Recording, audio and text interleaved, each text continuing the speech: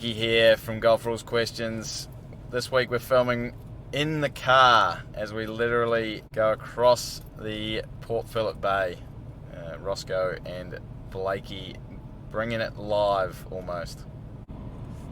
Almost bringing it live, Blakey, that's right. Let's get this started. I'm going to hit the record on these microphones. We're recording on the camera, recording on this. This is something new for us, Blakey, but we're up for anything. We'll give anything a go. Are you ready?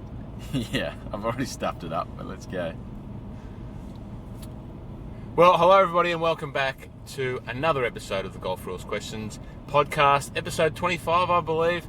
And yes, once again, 2 weeks in a row, we're in company of each other. We've stopped this Zoom stuff now that we're out, and we're on the road to play some golf, Blakey. This is exciting times for the podcast because you just referred to in the intro, which may or may not make the podcast, as in the car.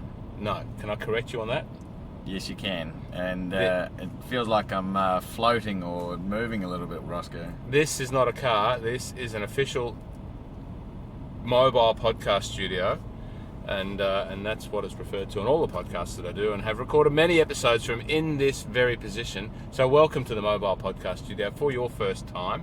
If you treat it with the respect, you might get invited back to the mobile podcast studio. It's a soundproof place to go when you're on the road. And right now we're on the road. We are sitting on the, if you've been to Melbourne and you've done your Sandbelt experience, you've done your Mornington Peninsula golf experience, well, you know that the next place to go is across to the Bellarine Peninsula, where there is another whole plethora of great golf experiences. The newest one on the Bellarine Peninsula, which was, I guess, the follow-up to last week's course where we played at Sony Links, which was done by OCM. Well, this week is Lonsdale Links, long-established golf course, redone by OCM. This course has been done by Ashley Mead, who's the M in the OCM. A lot of template holes. I can't wait to get across here. So we're on the ferry, podcasting on the way, or the boat's going up and down a little bit, but we're okay because we're in the four-wheel drive podcast studio. And looking forward to it, Blakey. So let's get into it. Fantastic, Rossco. Yeah, it's going a little bit up and down, probably like my golf game's going to go today. That's the pause for the laughter. Well done. You kept the comedy coming, Blakey. That's right. So let's answer last week's GolfRules question of the week. So last week's GolfRules question of the week was another little tester, I thought. So you've hit power lines with the wrong ball. What's the ruling?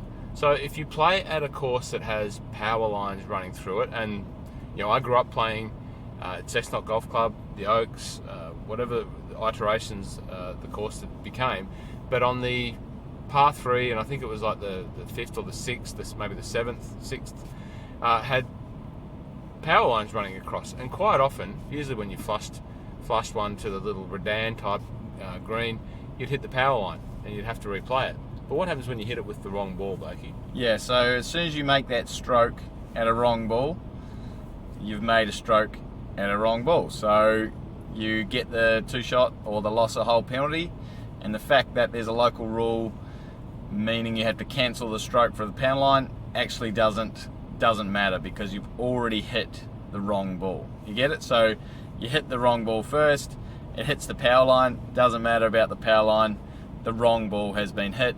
You got to go back and find your original ball, and if you find that within 3 minutes, you can carry on with that. If you don't find it within the 3 minutes, then you have to go back to your previous place played for an extra 1-stroke penalty. So you don't want to hit the wrong ball into a power line, is what I'm hearing. Yeah, it doesn't matter about the power line. Just make sure, it's really easy to check whether it's your ball that you're about to hit. All you got to do is put a mark beside it, and then you can lift it or just roll it to its side, just to see if it's your ball. Replace the ball in the spot if it's your ball, and carry on. If it's not your ball and it's a Pro V1, maybe leave it there, or down that Pro V1. Especially if it's my Pro V1 on the wrong fairway, but no, I've got plenty of those. So pick it up. Pick my Pro V1 up. That's no problems at all. If it's a Strixon, a TaylorMade, a Bridgestone, whatever ball it is, if you know that it's mine, pick it up, no problems. I've got plenty in the bag, all freshies, because I go through them all, don't worry. Hey, very good. don't hit the power line. If you do hit a power line, if you do hit your power line with your ball, and I actually put this up on YouTube a couple of months ago because on the European Tour, Matt Wallace was playing at a golf course where a power line was crossing the course, and he managed to hit one in one of his shots, second shot I believe, and he had to cancel that stroke. There's no penalty, but you cancel the stroke and you replay, and by replay you take another ball and you drop it from knee height within that relief area, that one club length relief area, and then play again from there.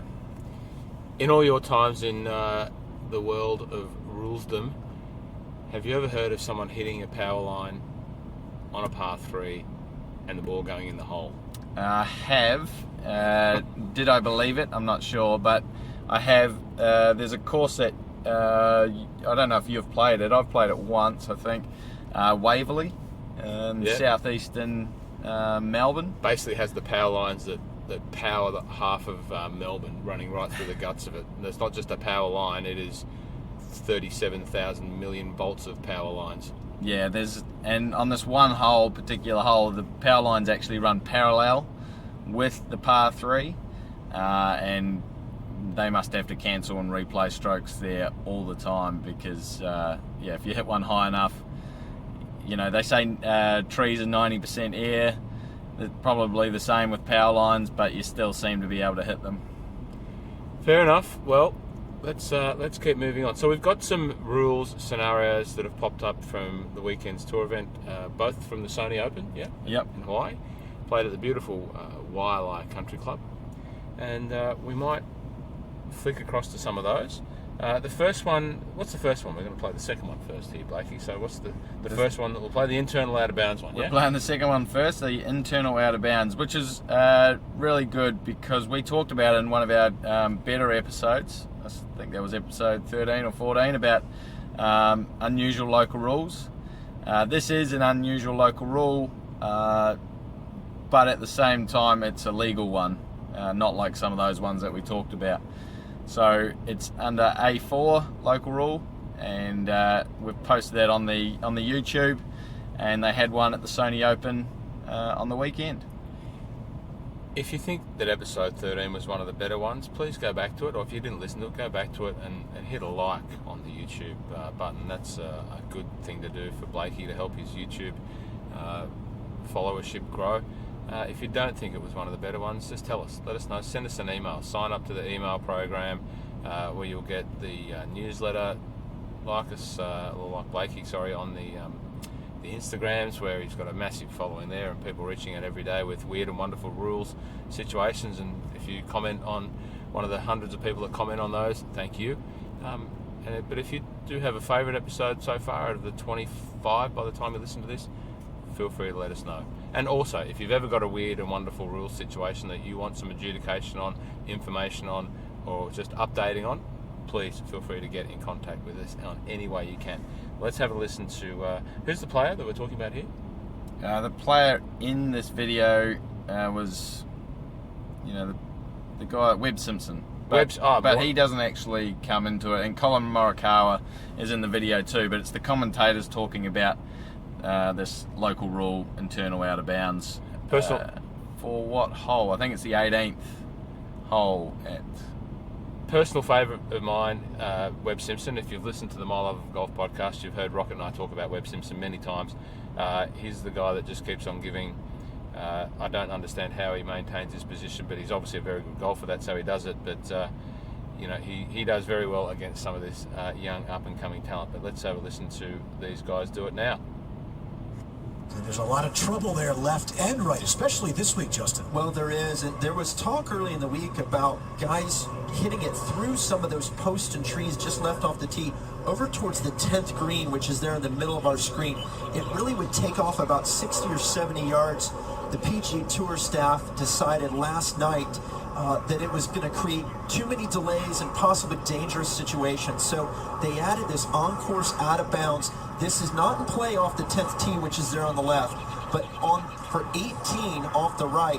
You cannot, so this is known as in-course out of bounds, and you cannot hit it left of those stakes. Otherwise, you got to take it back to where you played your original shot from. And Bones, as we watch the tee shot here at 18 with Colin Morikawa, had a chance to chat, Bones, this morning with Gary Young and Mark Russell, 2 rules official on the PGA Tour, as to why. And they said it's very simple as that ball bounds into the bunker. They want to make sure the PGA Tour players play the golf course the way it's originally designed and not do things that they normally would not do just because there are no hospitality tents here. They thought that was really important.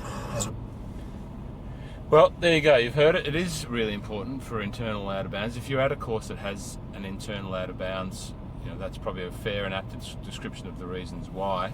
I played a course with an internal out of bounds, and I think majority there it's for the safety. But Blakey, you fill us in what else was happening there. Yeah. So what hole is the one that you played that's got internal out of bounds? It's the 17 North. If you're hitting off the 17 North tee, the 10th North is that's right. internal out of bounds. That's So right. it's a dogleg left, and you know, usually as an errant bad shot, you can hit it left, landing zones near the green of the ninth hole. Sorry, not Yeah, the ninth, ninth. not It's the the ninth, the 10th. Yeah, so it created a dangerous situation, but it can be a little bit of a shortcut, not really an advantage. But yeah, they've had internal out of bounds there forever. Yeah, and that's what we're talking about. That's half the reason. You know, if you're walking down a fairway to get to your ball, and there's balls sniping straight towards you, you know, that's a safety issue. So that's part of the reason that they want to get rid of it and put that internal out of bounds. Now, some people don't like internal out of bounds. I have no problem with it, because once you build a golf course, it's very hard to redesign and find more space at a lot of golf courses. Some golf courses you might be able to. A lot of golf courses, that's it. There's no more. They've already built houses around it or built something else around it. Whereas technology, drivers, balls, which, you know, I'm not really that happy about, they're still getting, you know, being able to go further and further. So we need sort of a bit of a fight back by local rules or rules to stop that. You know, the hole was designed with possibly someone driving at 210 max back in the day. Now you can hit it 310 or Bryson 410. So, you know, the rules need to fight back, and one, for a safety issue, and number two, to maintain the design of the hole and the way that it should be played. How would the players respond in that situation where they come in, and as they said, the commentators, you know, they decided overnight to make that an internal out of bounds? You know, the guys have obviously been playing there, having some practice rounds and doing all of that. Do you think that there's any kickback from those guys?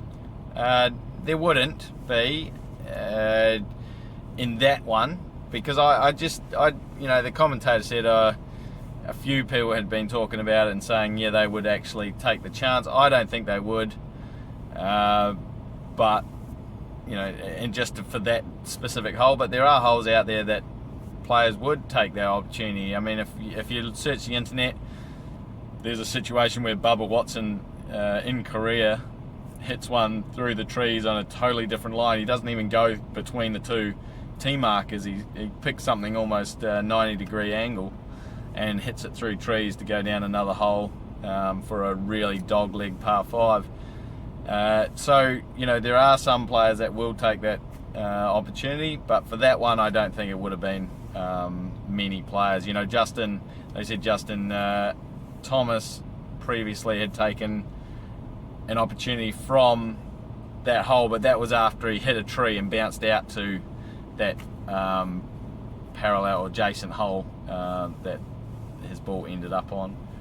Alright, so the next little scenario that we'll have a look at, also on the YouTube Golf Rules Questions site, go over there and check it out, is the one with Nick Taylor, where he wants to play left-handed to get free relief. So a really interesting scenario, this one.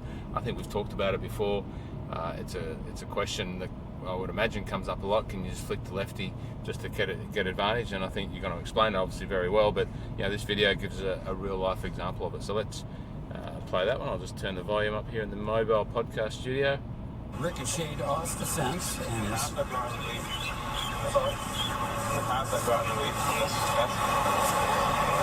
Yeah, this is vital, so you don't get relief from this. You can get this in the TIO. You know what I mean? Would you have interference from the fence, from the TIO? Understand, you know what I'm saying? I mean, if this wasn't here, how would we play the shot? This was here, this wasn't.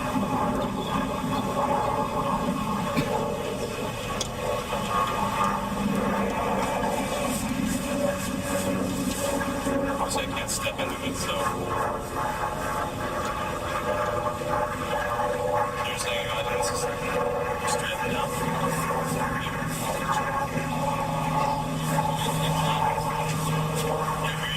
It's a change. This is just different.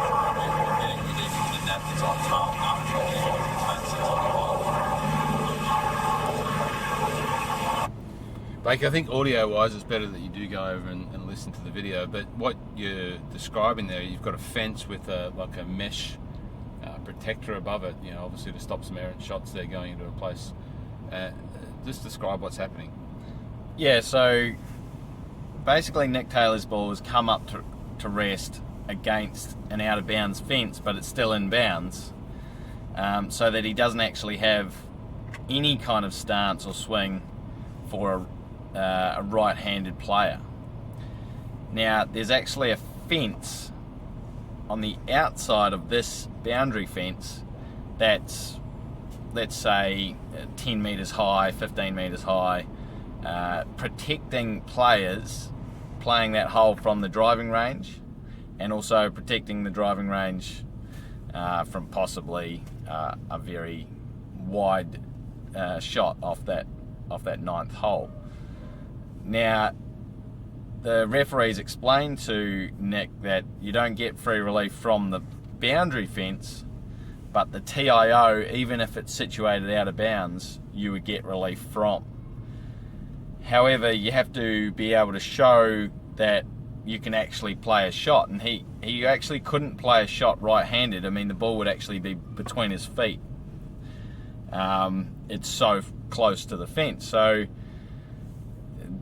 in the video, it sounds like the player has said, well, I'll have to play left-handed, and the referees got on the radio and they've discussed it, and they believe that by him playing left-handed, he actually could have a shot straight at the flag, and the TIO is on that line. Now, to get free relief from a TIO is a temporary immovable obstruction, and temporary immovable means that it's basically just there for the week of the tournament, although I wonder if it is outside of that week, because it seems to be there.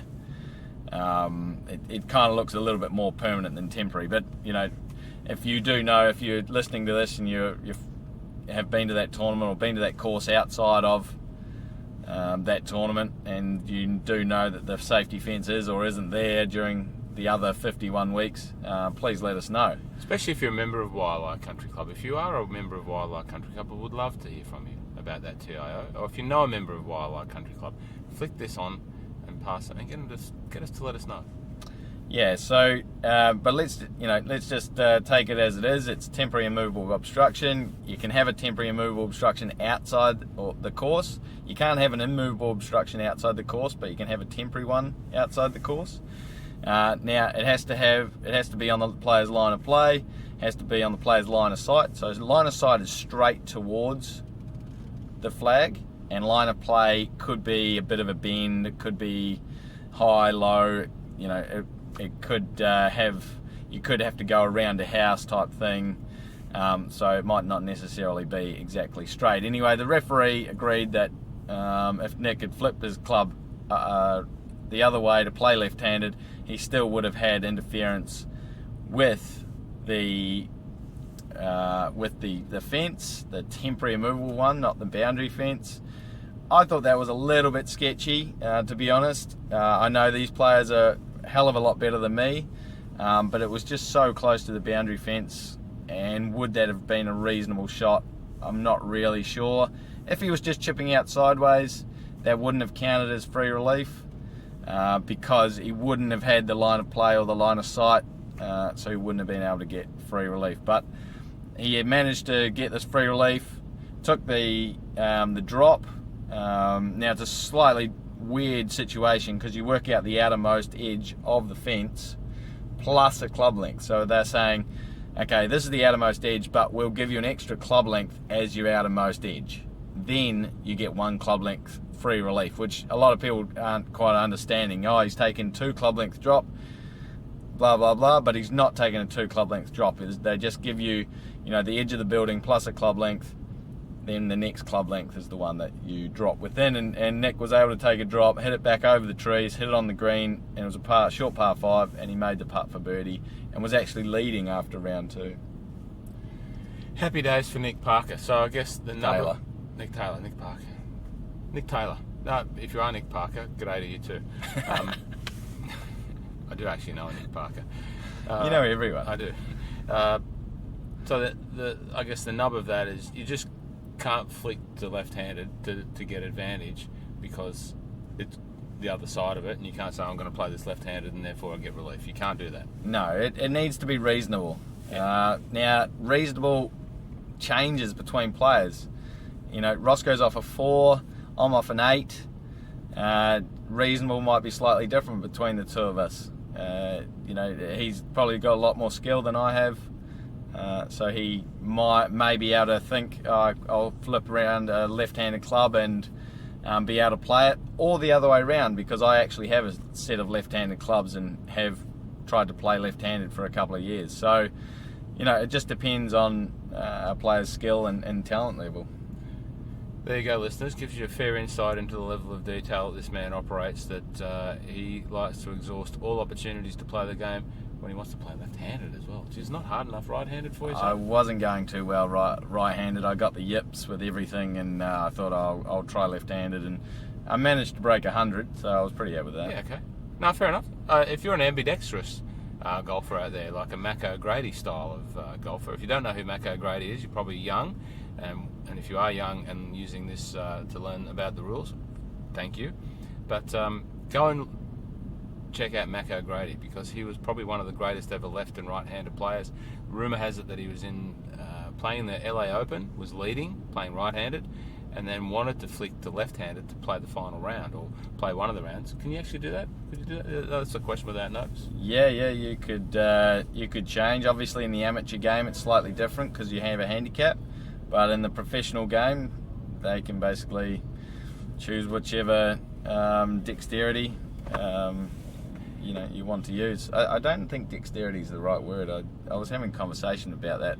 This is off topic, but I'll probably get called for an either. So if you know the actual real term for when you're left-handed and right-handed, let me know. I mean, that's ambidextrous, but I just, I think dexterity is related to your foot rather than your hand. I think dexterity is what we're actually doing here right now. We've got a camera on the front, the dashboard of this car. I've got a recorder here. I've got the phone. I've got the YouTube playing through the car audio, and I think that's pretty dexterous. I think you're doing a lot. Okay, cool. No Ivers for last week. No one's called us on an Iver. Background bingo. So thanks again. So we had a couple of participants with the background bingo. Who were they? Well, it was B. Flavel. It's Ben Flavel. Flavel, sorry. Yeah, and actually Ben's our host today at Port Arlington. Yes. Over at Lonsdale, sorry. So he got it, Ben. Well, you put me off because his Instagram name's backwards or something, so I haven't quite worked out his name yet. But he got it with the Heritage. It was the Henley course at the Heritage, which Stuart McPhee, good friend of the podcast who helps me with my videos, he invited me out there over the Christmas period.